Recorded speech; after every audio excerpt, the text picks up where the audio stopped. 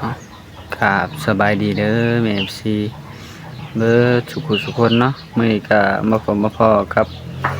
น้องทงอีกแล้วเนาะพ่อพี่น้องเนาะอ่ะมื้อนี้ก็เป็นอีกมื้อเนาะที่ยังบ่ทันเราออกจากไผพ่อพี่น้องเอ้ยบ่ฮู้ว่าสิมื้อใดเนาะสิได้ออกจากไผพ่อพี่น้องหาก็ได้ประมาณ2หรือ3มื้อบ่ประมาณ2นี่แหละเดี๋ยวมื้อแรกนี่แหละพอดีเป็น3มื้อเนาะพ่อพี่น้องเนาะ3มื้อมื้อแรกนี่แหละหาก็ได้2มื้ออยู่กรรมแม่น้องภูผาสบายดีนะแม่น้องภูผาสบายดีเด้อแม่ชีก็สุขุทุกคนจังใดกินเบิดจักหม้อแล้วมื้อนี้3 หม้อนี่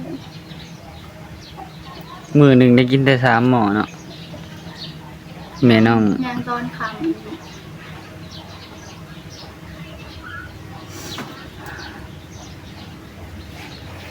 แม่น้องภูผา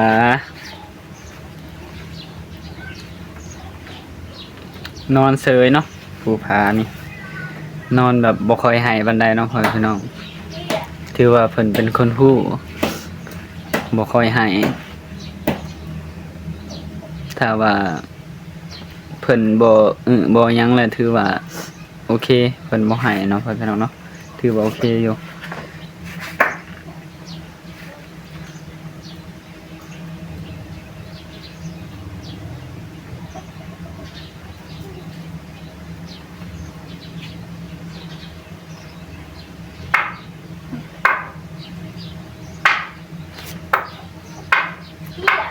ชดได้จักถ้วยนะ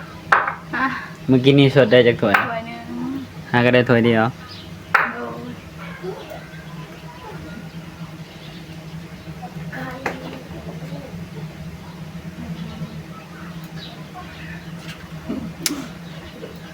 ว่านี่เนาะเห็นเลยคือกบถ้วยไว้แล้วพอแล้วบ่กินหยุดไปเพราะ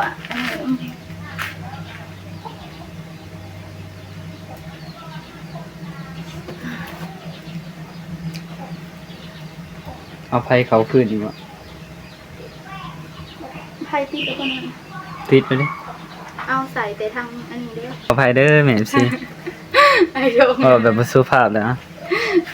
เดี๋ยวเอาอันนั้นใส่ให้เพิ่นก่อนทางคืนใส่หวังเดียวเด้อ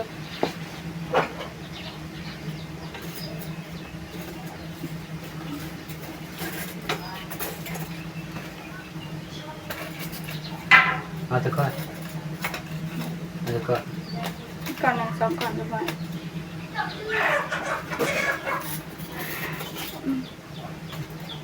เจ็บเอวหนังลายทางภาษาจ้ะให้แบบอยู่บ่ได้แล้วนี่เอาทานเสเต้าคือกันจะเป็นห่อนเนาะ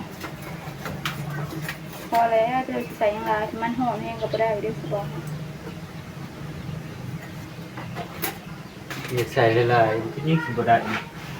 ไปใส่จ้ะยันแต่เจ้าได้อยู่บ่ได้มันใส่ลายเกินแต่บาดเฮาสิโป่งเข้าใจบาดแผลเฮาที่เป็นยิบนะมันสิโป่งแบบมันสิเจ็บแห้งเขาว่าเขาอยู่ไผแห่งดีเลย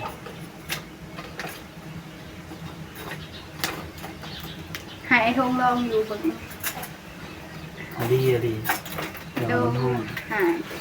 ดีนอนคือเนาะดีเดี๋ยวมันฮ้อน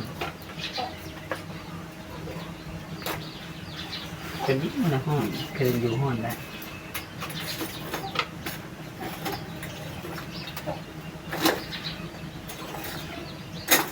ห้อนแค่อ่อนหวานอ่ะ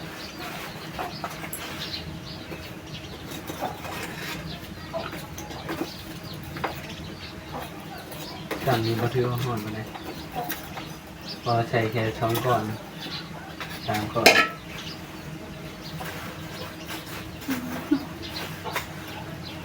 ห่อนจนพดขึ้นนะท้องสาเป็นพด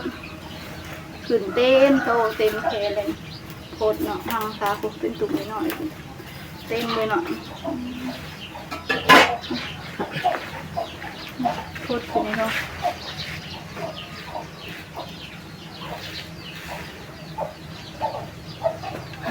จะมองอะไรตอนนี้คือเรือนมาแล้วโอ้เรือนทางข้าง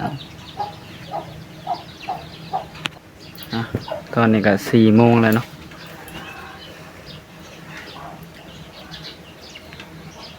ทางแม่ลูกอ่อนเพิ่นถึงบ่ได้เนาะสิคำเพิ่นมาได้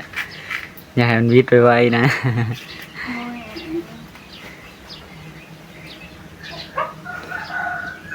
เฮาซื้อหักใหม่มาต้มเอาเนาะ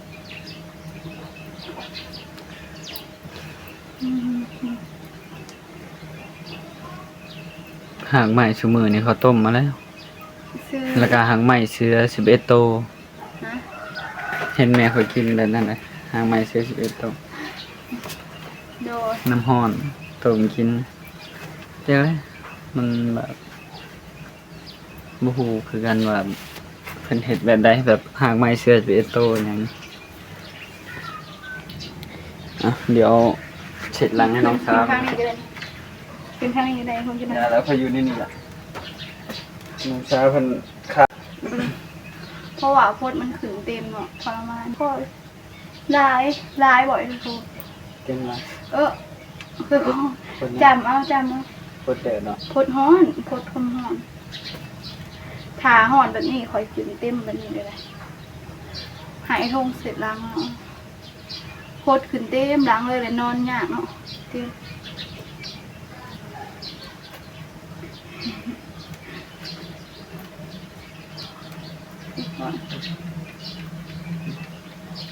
ดูแลทุกเรื่องเผื่อเมียแบบนี้เนาะไปข้างนอกอ้าย เอาแล้ว เมียบ่เห็นความดีของครัวเลย เดี๋ยวเห็นเดี๋ยว เนาะ นี่ต้องเอาทั้งลูกเลยทั้งลูกทั้งหลังลูก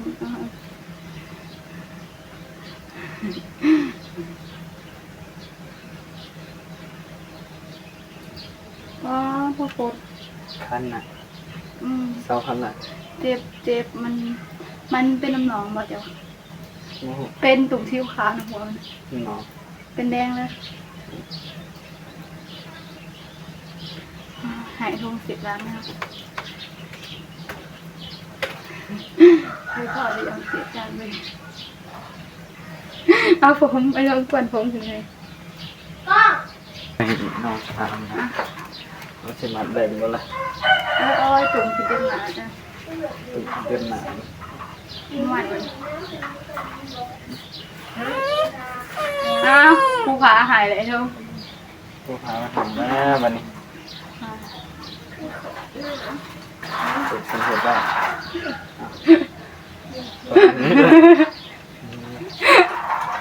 โอ้ ต้องมันได้แต่งใหม่แล้วหนูก็ มันบ่ได้เท่า ได้ละ โอเคเสร็จแล้วนะภูผาเป็นหายเนาะพี่หนูนะหายแล้วก็ยุดนะคะค่อยๆเพิ่นให้เพิ่นจะให้หมด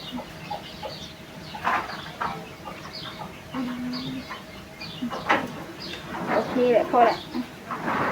ไม่มีแหงล้างเนาะ ยืนเดินห้อง เดิน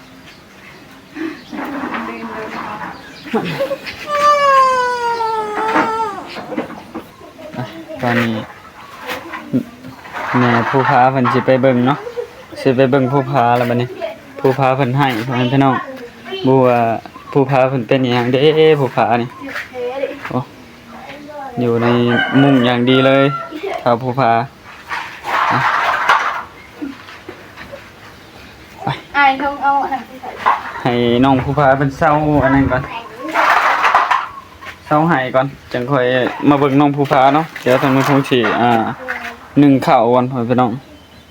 พอดีทางแม่เฒ่าเพิ่นออกไปซื้อเครื่องละทางทงสิมานึ่งข้าวถ่าแม่เฒ่าก็ มิดเลยทงหายแป๊บเดียวมิดเลย อ่ะ ด้วยนะมิดละ เพิ่นแอวน้อยเดียวเนาะถ้าผู้พาเพิ่นก็ได้อ่ะเดี๋ยวสิดังไฟก่อนพ่อพี่น้อง เอาข้างหน้าก็ได้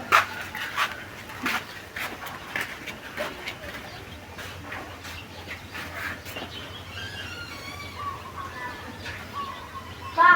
นะพอดี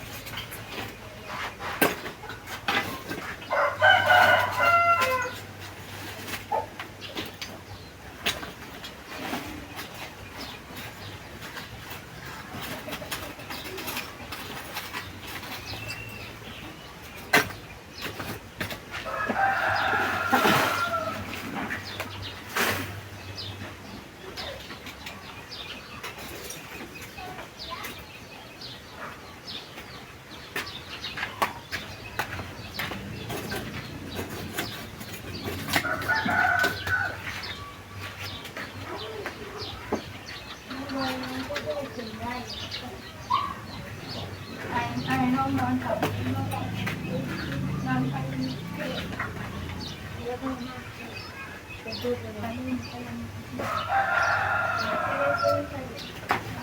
็ว่าพักดูดมาดูดกูกินไม่ได้นะแต่เป็นเราอีกเลือดไม่ได้กูไล่มันเขียดใช้เขียดเลยใช้ตัวหนึ่งเลี้ยวตัวใช้เขียดตัว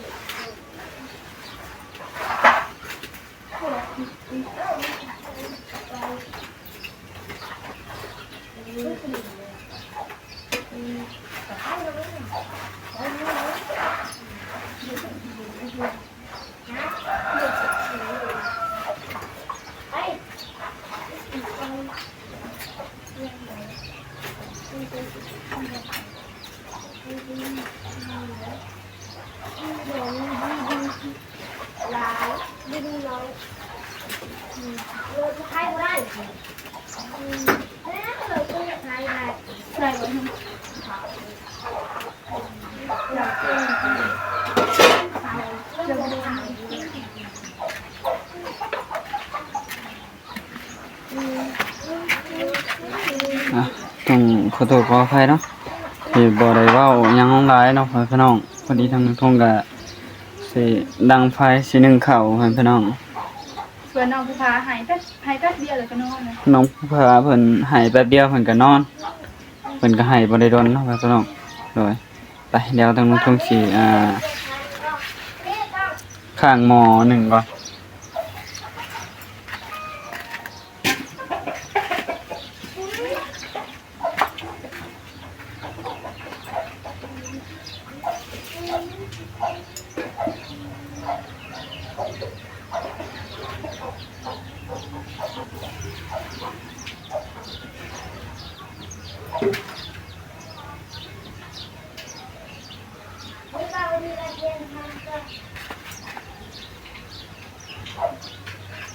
ไอ้ทองน้องผู้พาก็เลยเอามันขังไว้เพราะว่ามันบ่มีแค่ยาไอ้ทองไปเอาของมาด้วยส่วน แล้วเพิ่นยิ้มแก้มบองน้องผู้พาเพิ่นก็ยิ้มก็แก้มบองคือแม่เลยเนาะพี่น้องว่าเพิ่นใหญ่มาเนี่ยคือสิหล่อ นี่ได้นี่มือคือนี่เอาเพิ่นนอนทางขางก่อนจริง บ่ แม่ คู่คืนแล้วนอนข้างๆนั่น น่าจะเห็นเพิ่น แม่เพิ่นเนาะ ฟ้านอนขัดนี้ลูก น ชา อย นขาดขนาด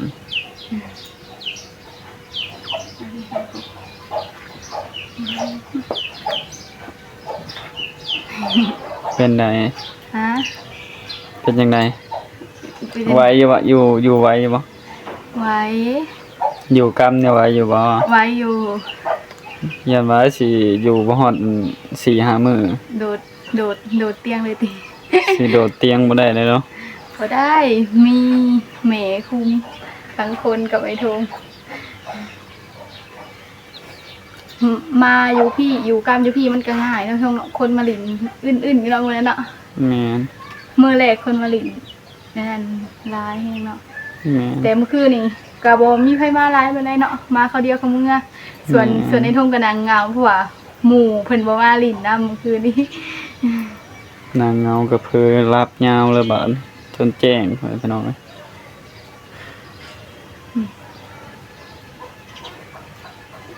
คืนมื้อแรกก็บ่รับแฮงเผาก็บ่ไหว้แล้วเปลี่ยนกันเผาพี่น้อง ส่วนทางน้องซาก็เอาน้องผู้ผาคนเดียวก็เอาบ่ไหว้ดอกเพราะว่ายังเจ็บแผลมีแม่ทางน้องซาเปลี่ยนเนาะ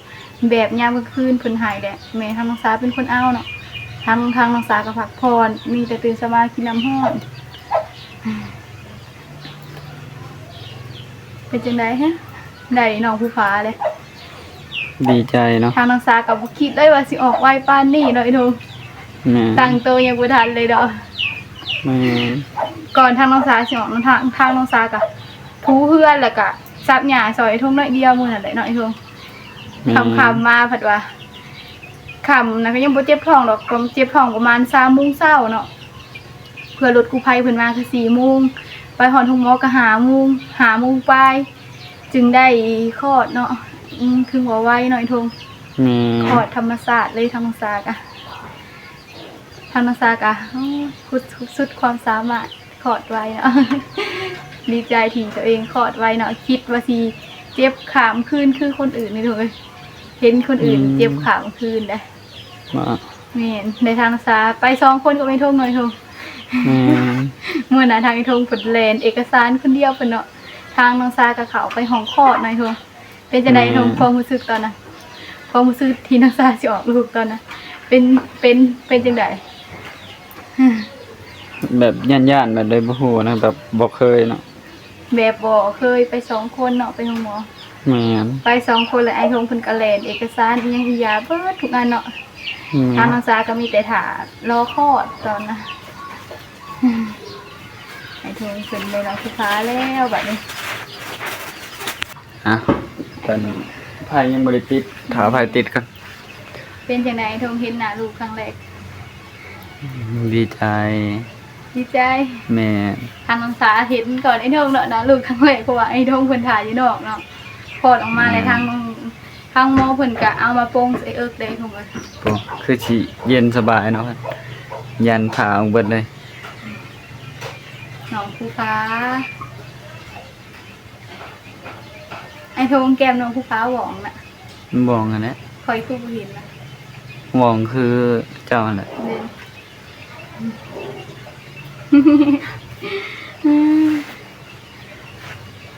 ตอนนี้ก็เริ่มค่ำเนาะภายในมีคนคุมไพ่หน่อยทงเปลี่ยนกันทางไอ้ทงกับแม่ทางน้องสาไอ้ทงเพิ่นขึ้นรถจักรมาเนาะไอ้ทงทางน้องสาคือรถโดยสารมาเนาะ ยืนมาสุดทางเลย ว้าวทางน้องสาบ่ขาดคิดเนาะว่าสิขอดไว้เลยทางน้องสาคือเฮ็ดเวียกปกติแต่ละมื้อเนาะแต่ขอดง่ายก็ดีใจที่ขอดง่ายถ้าขอดขามมื้อขามคืนนี่ก็จักสิบ่ฮู้เนาะว่าสิเป็นจังได๋เนาะไอ้ทง แม่นเสียยายังบ่แล้วเลยมึก ว่าดิ เด้อ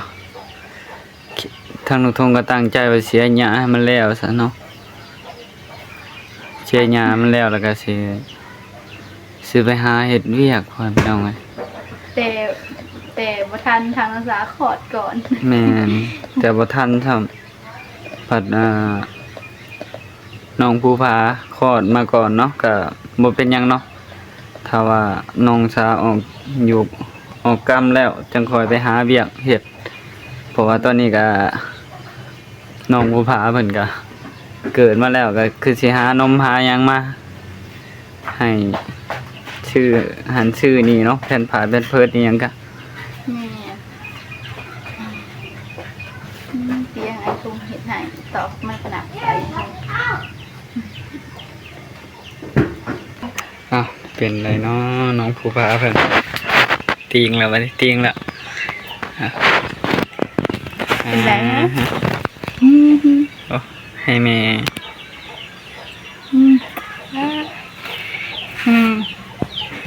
นอนค่ะ หน้า ไป ตา ลูก คือไผเด้เพิ่นพี่น้อง นอนคักหน่อยเทิงเนาะโหแน่สุนี่ทงตีนเพิ่น เบิ่งคักๆเด้อแม่ FC หน้าตาคือไผนี่คือแม่หรือคือพ่อพ่อพี่น้อง จะเบิ่งสุกตีน เบิ่งคักๆแอบคือน้องสาอยู่เนาะ รองเท้าไอ้ทง รองเท้าที่แม่ FC ฝากมาให้ทางน้อง ทางยายซ้ำได้ฝากมา บ่